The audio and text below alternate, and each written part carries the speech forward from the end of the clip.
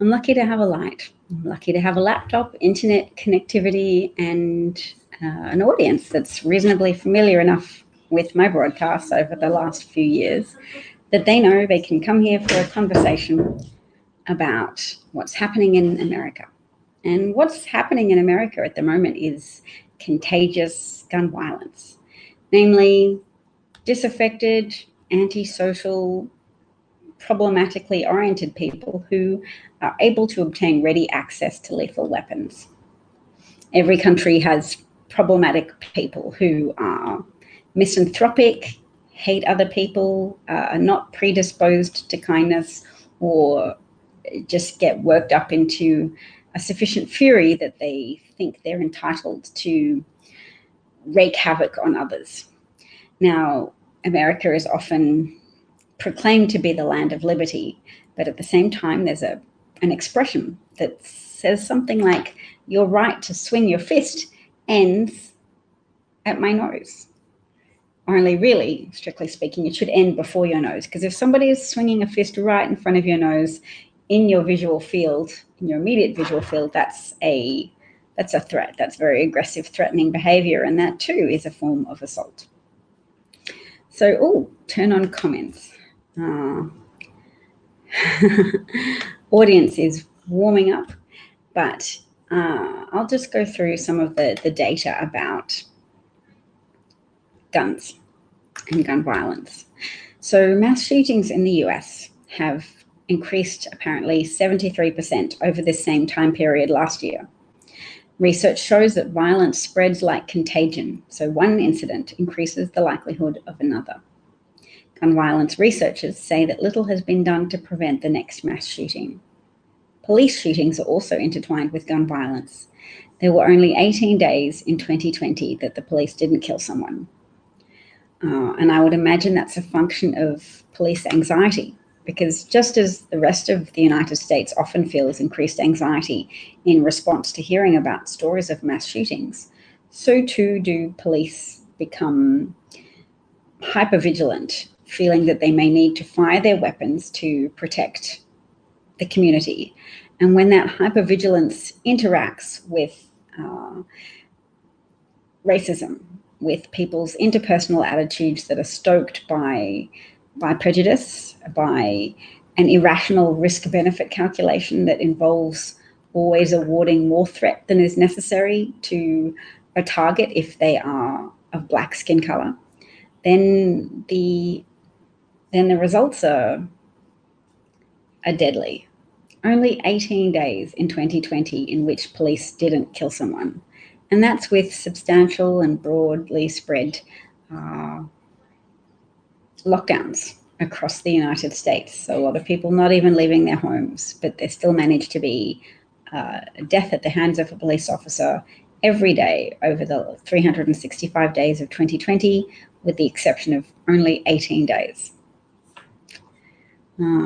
Sad, but we never languish or relax into sadness. We use resolve and curiosity to find out what we could maybe do and then resolve to do it.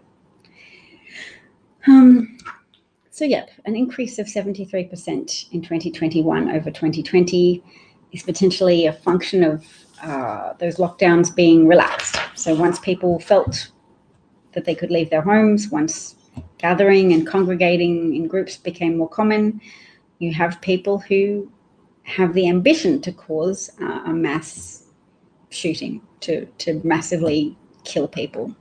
That's part of the implicit invitation of guns. Well, that's a good phrase. I'm going to write it down. Implicit invitations of guns. All right. Well, I'll draw an analogy there. If people have known anyone in their personal lives who's practiced a martial art, at least when you practice a martial art, the instructors will warn you not to take that power to heart too much, that they'll explain that with that power comes responsibility to use your martial arts skills with care, to not just go out to a bar and try and pick a fight so you can beat someone up and demonstrate your power and strength. because that does happen. There are people who learn martial arts and then go out primed with the intent and the ambition to beat someone else up.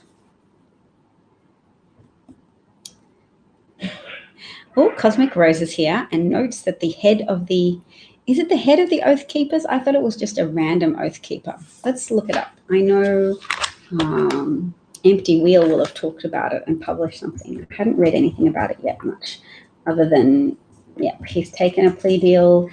His sentencing hearing will be later.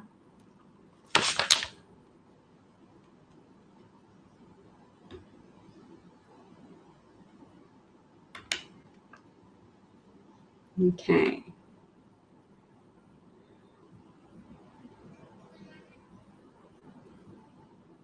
Oh no, she's just shared a graph that shows when the Republican-controlled state legislature of Michigan removed Governor Whitmer's executive powers.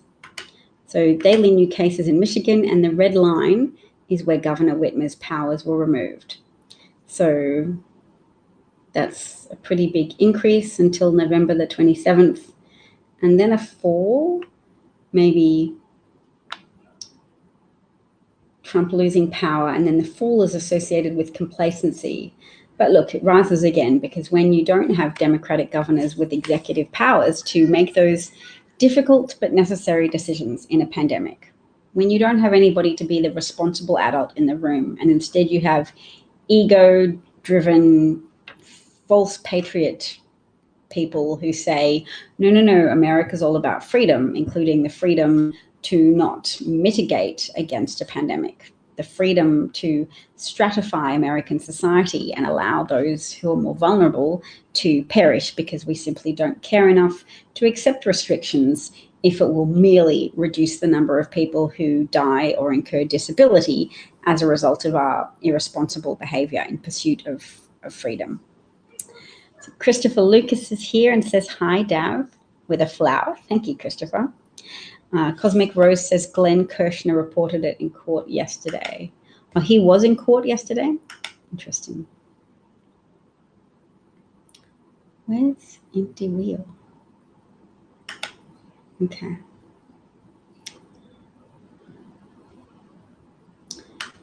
So somebody called Ms. Cudd. There's a Jenny Cudd. Is she the real estate agent who sacked the Capitol, participated in the sacking of the Capitol? This Jenny Cudd filing says that USG is demanding people waive speedy trial rights for consideration of a plea deal. So the reason why Ms. Cudd agreed to the 30-day speedy trial waiver at the last hearing is because minutes before the hearing, counsel for the government informed counsel for Ms. Cudd that a plea offer is expected to be presented to defendants in 2 or 3 weeks. And if Ms. Cudd refuses to waive her speedy trial rights for a brief period, the government will refuse to make any plea offers to Ms. Cudd.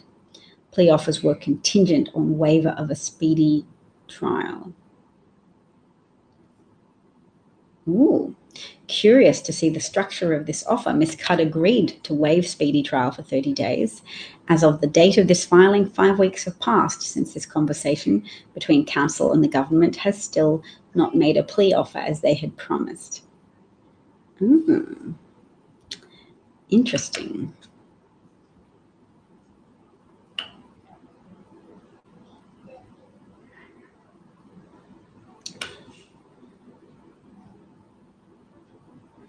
Wow. Okay.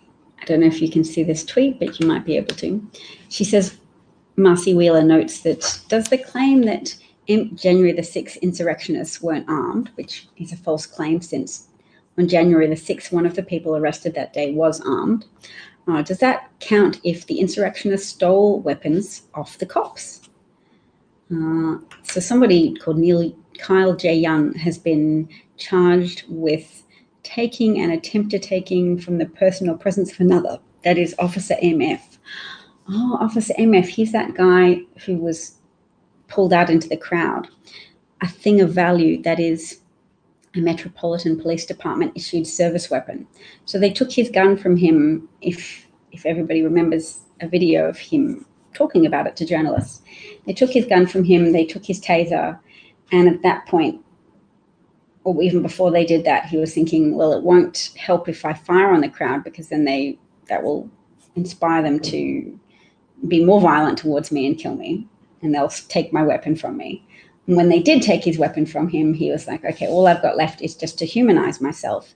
And he began to call out that he had children.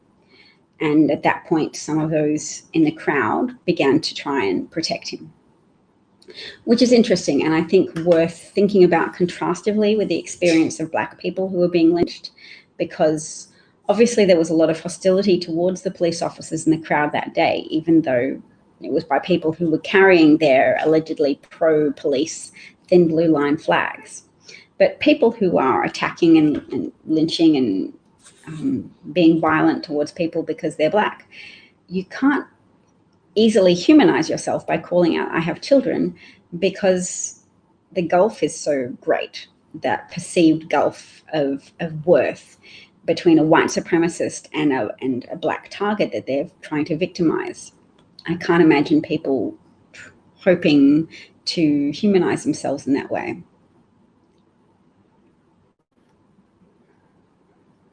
The pink hat woman may end up in jail for a violation. Yes. What's her name? She was ordered by a judge to wear masks because she's an anti-masker as well as an insurrectionist. And she wore a piece of mesh across her face, which obviously is not effective in constraining respiratory output. You can still spread viral particles and all manner of particles quite readily through the centimetre-inch large gaps in a mesh mask. So she was ordered to wear a mask and was laughing and boasting about the mesh masks she had on. Now, Cosmic Rose is saying quite loudly in capitals, Dav, do you even know who Glenn Kirshner is?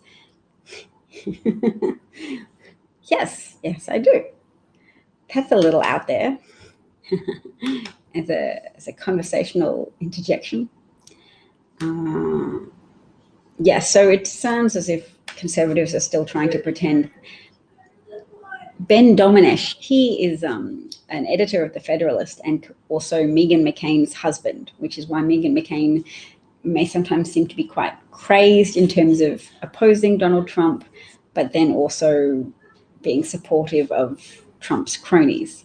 Her husband is editor of The Federalist, and The Federalist seems to exist to shore up Republican narratives and damaging and dangerous Republican narratives, in this case, minimizing the intent and the actions of the insurrectionists on January the 6th, who definitely did not stay within the ropes as if they were tourists. Some people walked around as if they were tourists taking pictures, but they didn't remain within the ropes, and other people went hunting for Mike Pence and Nancy, and that's very evident on available video.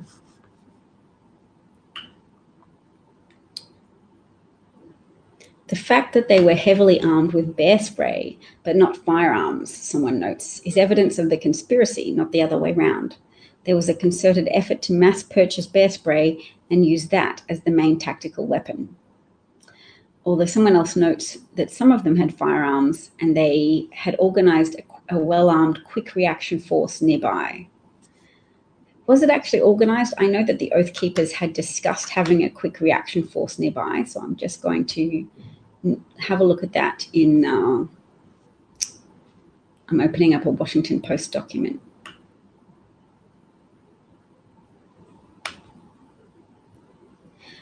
Someone else notes, the question I keep asking is why people were allowed to carry items that, in my experience, are never allowed at any sort of political protest, poles and sticks, etc. Has this been addressed? I haven't seen anything about it. Yes, there were lots of allowances made for these people because there was a concerted top-down effort to have a muted response to the protest, to not prevent them from bringing weapons such as sharpened flagpoles and sticks and bear spray. They weren't discouraged from it because some people in charge were on board with the insurrection. So Michael Flynn's brother, who was an active commander in the army,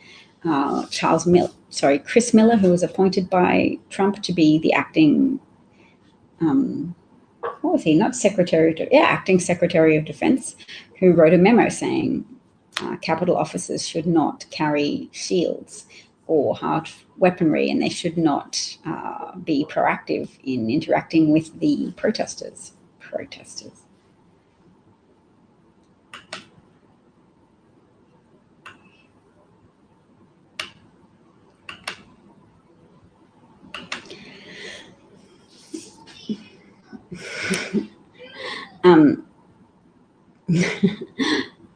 Darling, Glenn Kirshner is Glenn Kirshner, so I don't reproduce his work or necessarily intersect with it much. He's going to be good at giving you a legal overview of his perspective on what's happening, but that's a separate offering. So you can watch Glenn's stuff and you can separately watch my stuff if you like.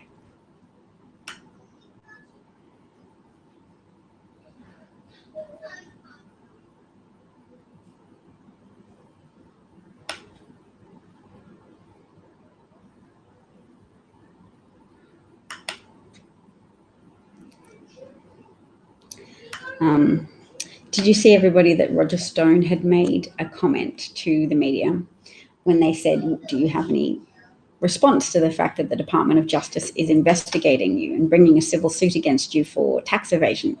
And Roger Stone approached the cameras and said, oh, living a life of luxury, avoiding taxes? Isn't that Hunter Biden and not me? Yeah, Hunter Biden is a relative of Joe Biden. He's Joe Biden's son. He's a recovering addict, and he's not an elected politician. Neither is Roger Stone, but Roger Stone has been charged and found guilty of various crimes involving interfering in politics, sabotaging the democratic processes of the 2016 election by working as a go-between between the Wikipedia group, which is funded and supported by the Russian government, and Trump, because Roger Stone is a close confidant of Donald Trump. So his patterns of behavior and withholding $2 million from the tax office and using limited liability companies to purchase a house for himself and his wife, that is of critical concern to the government because of the role that Roger Stone plays in influencing the government, as well as inciting an insurrection. Molly notes that at Black Lives Matter protests, we don't carry signs with posts.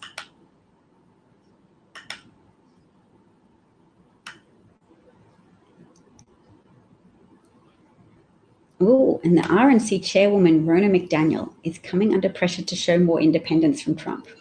That's a cool talking point because, the Republican Party is a big concern still. They still have a lot of power because the Senate is essentially America's greatest gerrymander. And even though Democrats have a slim majority, there's people like Senator Joe Manchin who like to distinguish themselves, or he likes to distinguish himself by being a Republican light, to burnish his conservative credentials with independent voters who lean conservative, but he wants them to keep him in power. So he keeps making noises to show, I'm not like those other Democrats. I consider the Republican point of view, and sometimes I vote with Republicans.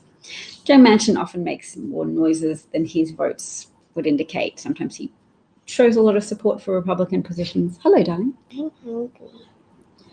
Did Daddy say he was going to walk all the way to the shops to get you a donut? Is he still here? Would you like a sandwich? Could I have some water and plain bread? Oh, yeah, Daddy can absolutely do that for you very easily. And Mommy's I broadcasting have $100. I'll just message Daddy. Yeah, that's not a real $100, darling. No, it is real. It's a fake $100. No, it's real. All right, so I'm typing out to Daddy. Can she have a glass of water? Mm-hmm. You could ask him this yourself, though. Glass of water and some plain bread. All right. There you go. I sent Daddy the message. You go. I'll get it for you, Bubba.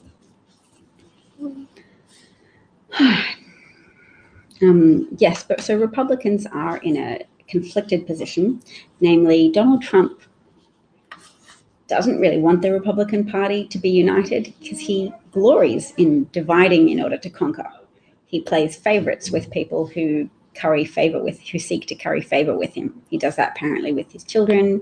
You know that one where you show favoritism to one, and then you have somebody who's less favored, and then you know that the less favored one will really focus their energies on trying to make you love them, and the one you've showered with affection as the golden child will also try and preserve that power.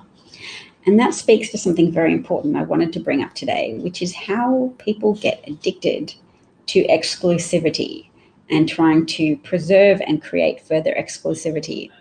And I think that's a foundational principle of white supremacy, is trying to say, look, resources aren't infinite.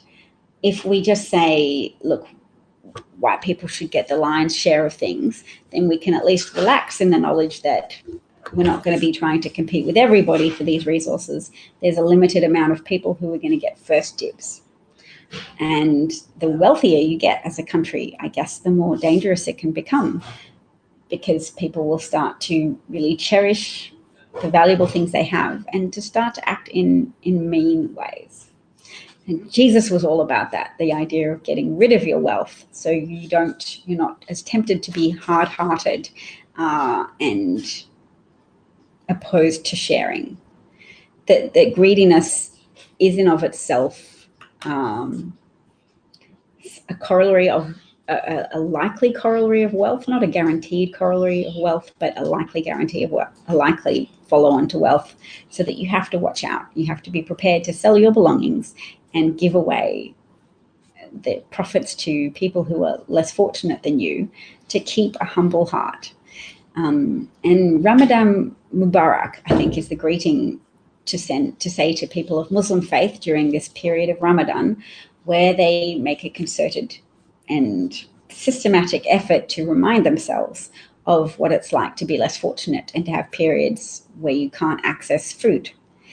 So they have this forcible fasting periods between, I think, sunrise and sundown, and you can't eat or even drink water during that period. So you have an early meal and then another meal when the sun goes down.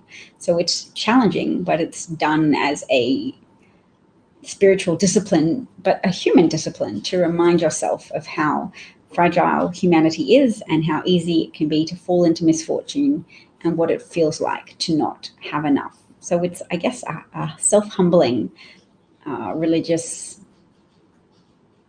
tradition.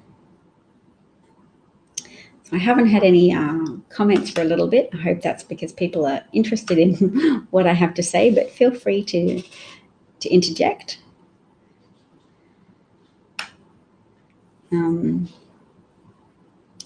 Wow, Google shifted $75.4 billion in profits out of Ireland in 2019, escaping corporation tax both in the Republic of Ireland and in the United States. That's some solid wealth conservation efforts there, that they are seeking to avoid tax, to avoid contributing to either society, whether it be Ireland or the United States. Wealth conservation.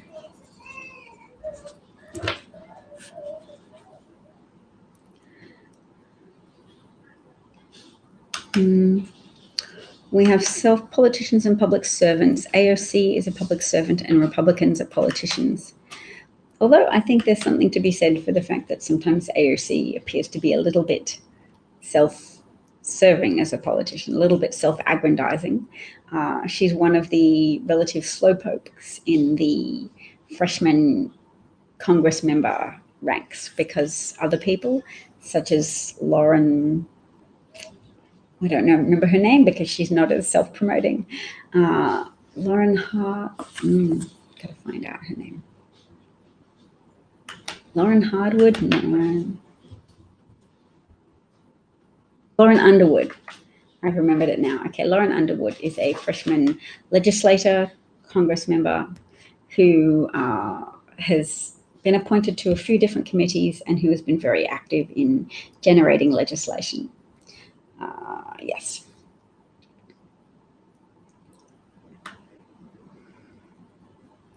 Okay, now I've got open the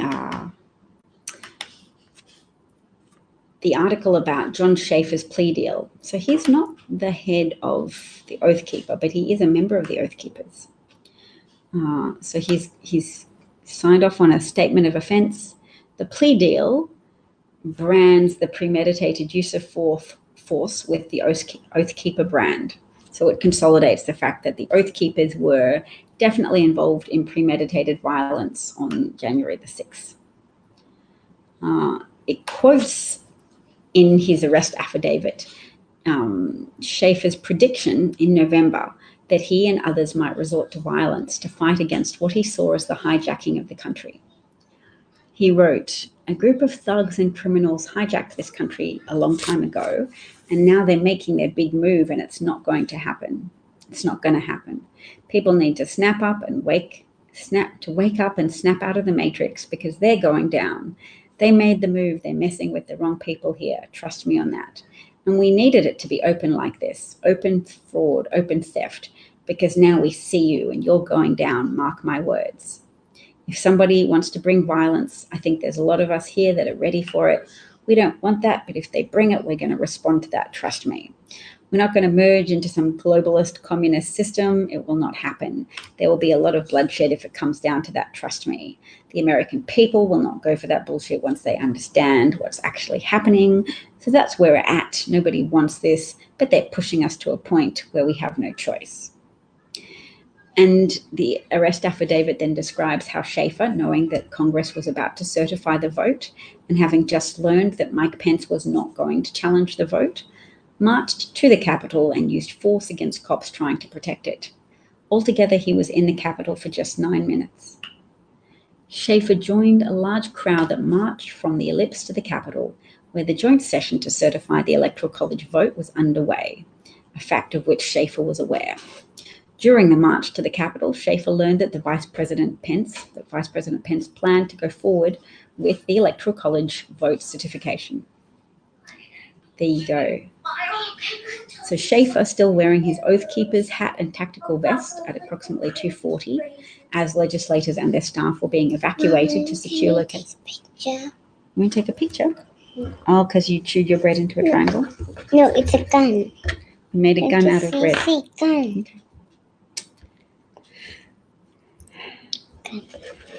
Thank you. So relevant. My daughter just made a literal picture of, she made a gun. Oh, it's too shiny. There. Okay.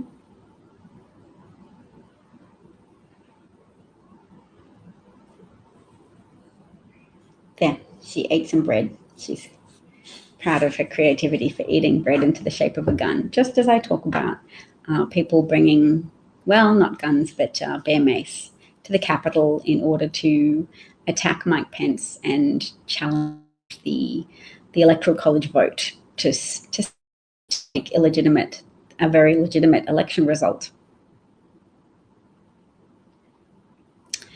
Someone, Little White Lies, asks me if I would consider myself an Anglo-Saxon. Yes, I'm of Anglo-Saxon background. I know Marjorie Taylor Greene and Lauren Boebert trying to start an Anglo-Saxon caucus in which they uphold the value of European architecture and proclaim that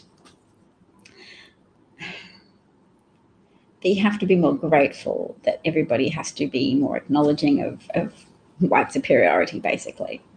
And they say, oh, we're not trying to promote that we're superior. We're just making sure that nobody criticizes us, that we're not made to feel guilty for being white, that we acknowledge our heritage of good things from white people. And you can see how on paper, some people would find that unobjectionable.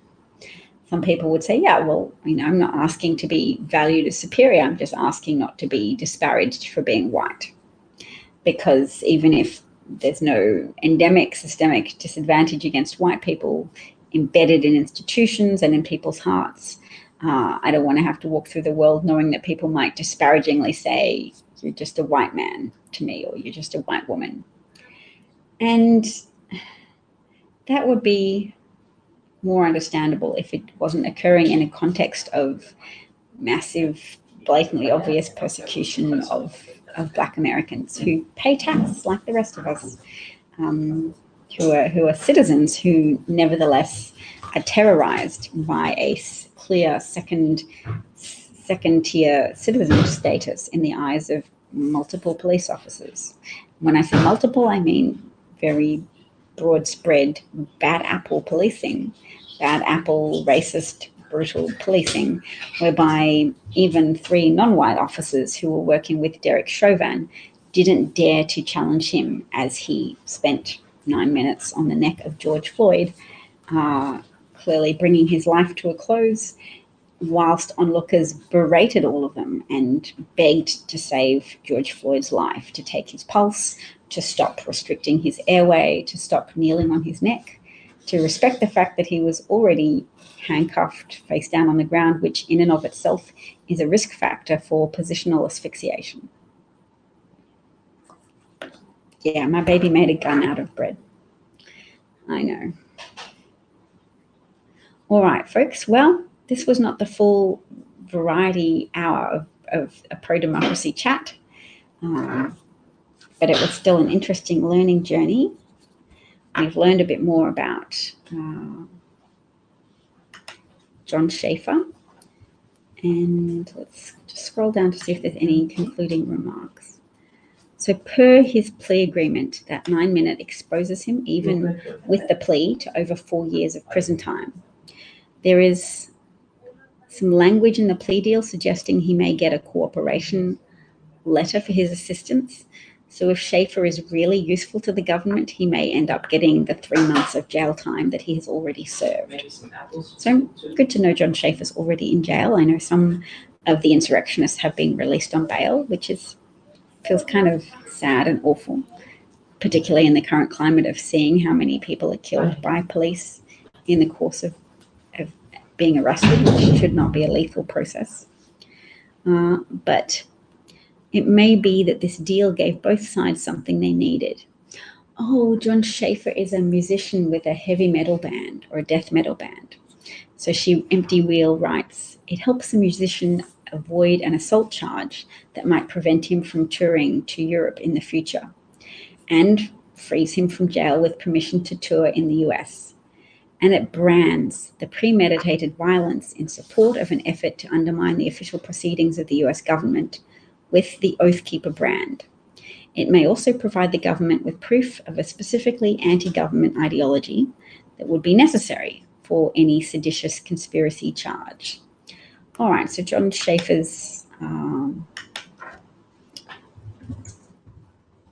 cooperation might be very useful, and he might get away with only 3 months that he's already served in jail. He might be released and be able to go and tour the countryside. So I can see the Glenn Schaefer commentary you were talking about, Cosmic Rose, and it says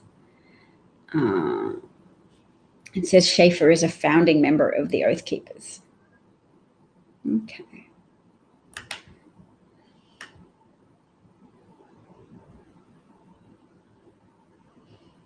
Yeah, so I think that's where we've got confused Cosmic Rose. So Glenn Kirshner said a founding member, and you thought it was the head of the Oath Keepers. So the head of the Oath Keepers is someone with the surname of Rhodes. I think it's not Cecil Rhodes, it's something Rhodes. So yeah, he may be accepting a plea deal.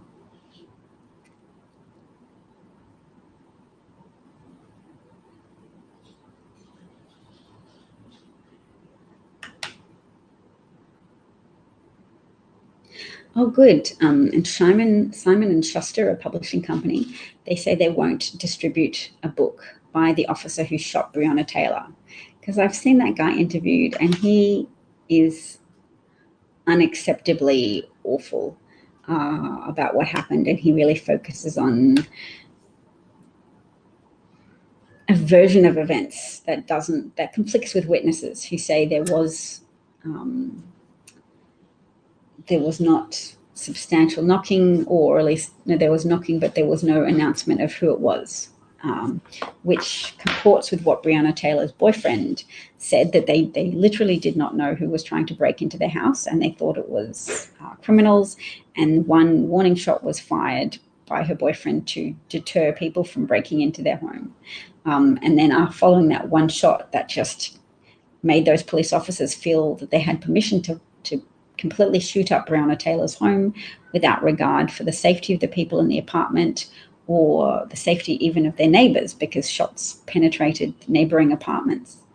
So that degree of overreaction to the firing of one warning shot in response to a no-knock, no-announce visit by these police officers who are acting on poor quality intelligence in the first place highlights a pattern that resonates very strongly with the terrorized Black community, that they can see that police officers are overreacting and that they feel immune from consequence in just running with their worst fears every time. Oh, whoops, a shot's fired. That means we can fire off 300 rounds because it's intolerable for, say, Emmett Till to whistle at a white woman, or it's intolerable for a Black person to defend their home with a weapon.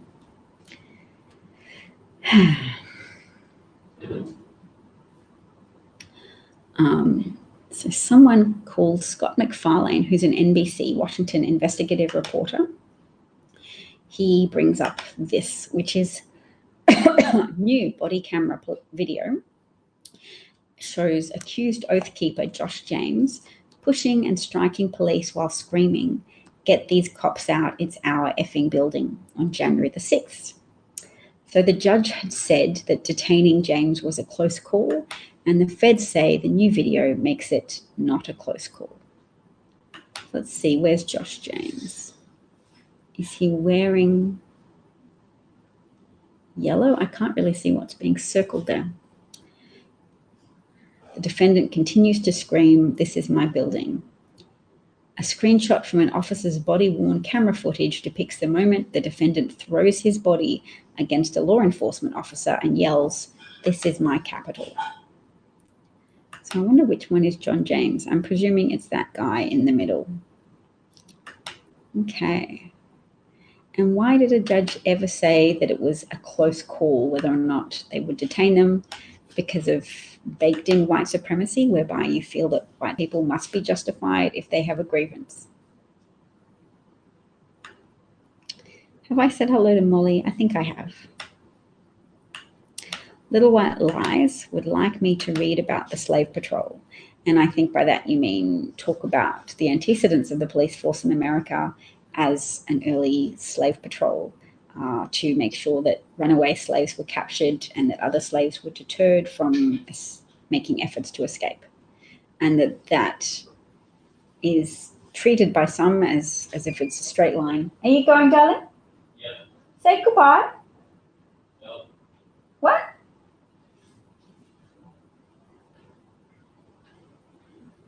I said, are you going for coffee? I'm going out and maybe sometime. I hope you find the pole. Bye, sweetie. All right. So yes, that's a fair request for me to read up more about the slave patrol so I can talk about it. I will probably say goodbye in a minute because now my husband's out. I should go hang out with my children.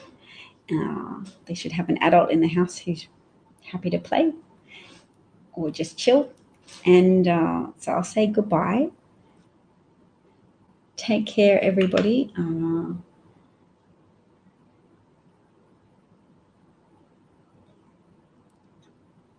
I'll just touch on the Indianapolis shooting and the fact that 4 community members of the Sikh community have spoken out condemning the violence against the religious group.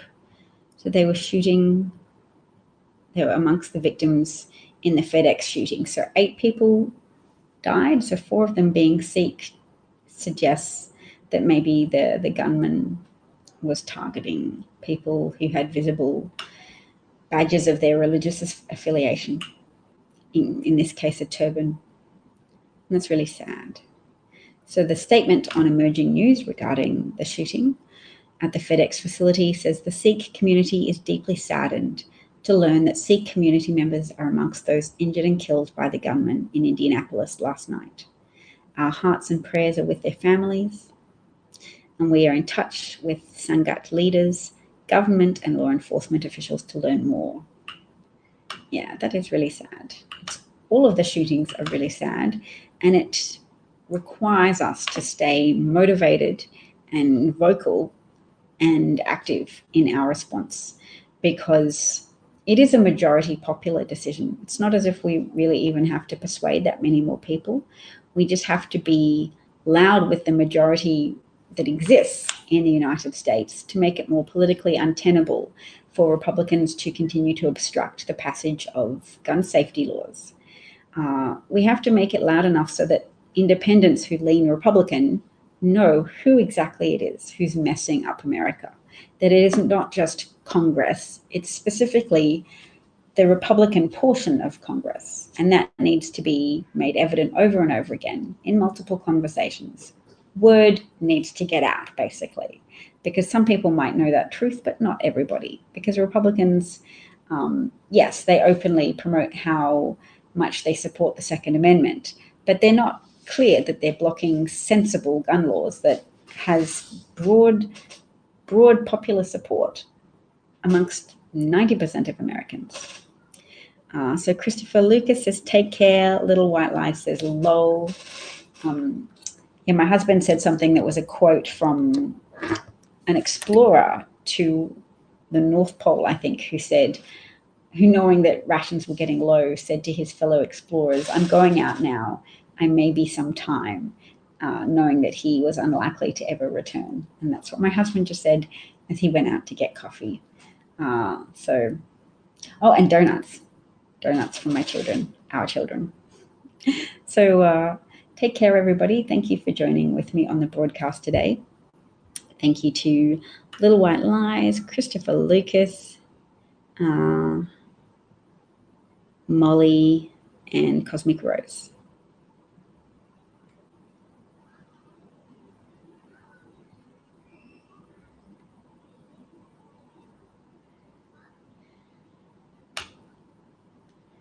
All right. Cheers, everybody. Bye.